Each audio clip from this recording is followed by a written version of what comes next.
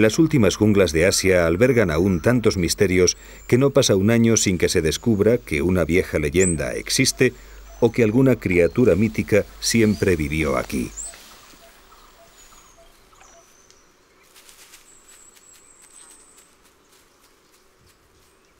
Pero las brumas húmedas de los relatos de los viajeros se disipan cada vez más con la concreta realidad de una población humana en franco crecimiento.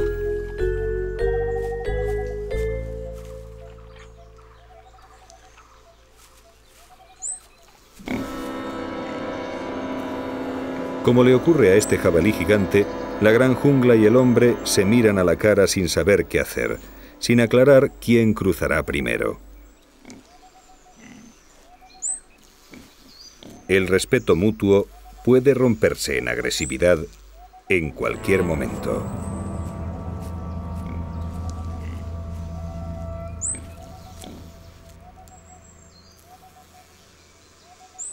¿Qué será entonces del unicornio? La India alberga el 16% de la población mundial en solo el 2% del suelo. Pero su tradición de establecer reservas forestales y refugios de la naturaleza data del siglo IV a.C. De momento, Chitwan y Kaziranga son un buen hogar para los rinocerontes, con unos 400 en el parque nepalí y unos 1.200 en el hindú, además de otros pequeños grupos dispersos en otras 6 áreas diferentes.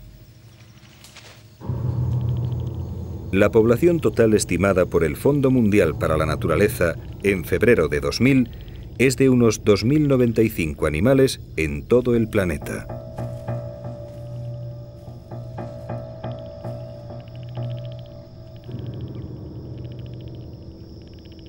Sus casi 2.000 kilos de peso y sus 4 metros 20 centímetros de longitud necesitan hasta 5 kilómetros cuadrados para cubrir sus necesidades tróficas y territoriales.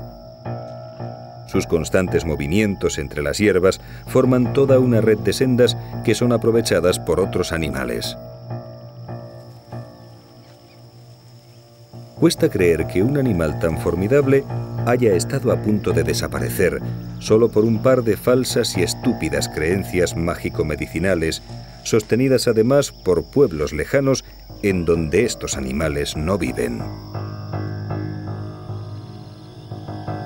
Los rinocerontes indios acostumbran a depositar sus heces durante años en grandes acúmulos que actúan como mojones o balizas olorosas de índole territorial. Gigantescos montones de bostas imposibles de ignorar, incluso para el olfato menos eficiente.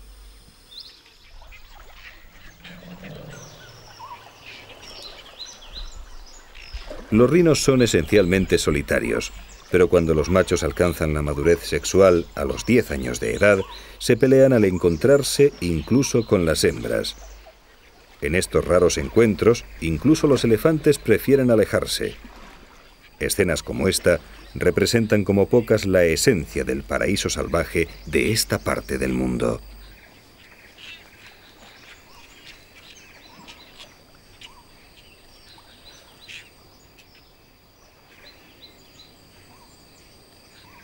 Al contrario de lo que se cree, no utilizan como arma su famoso cuerno, sino que la emprenden a mordiscos con su contrincante.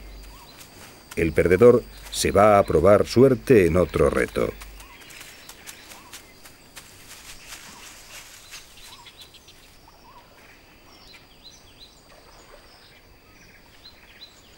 Otra de las paradojas del viejo unicornio es que no es su cuerno precisamente lo que más aprecian los nepalíes de su cuerpo.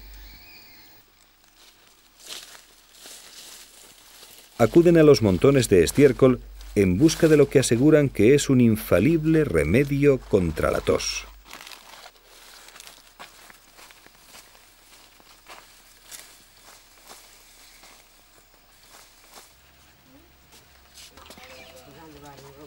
Al llegar a casa, nada mejor que ponerse cómodo para disfrutar de uno de los más cotizados productos de la tierra.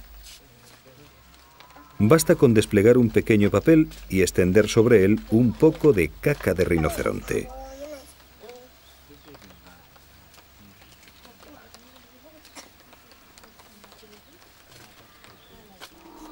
Con delicadeza y paciencia se consigue la textura adecuada para mezclarlo con el tabaco al gusto. Y ya está.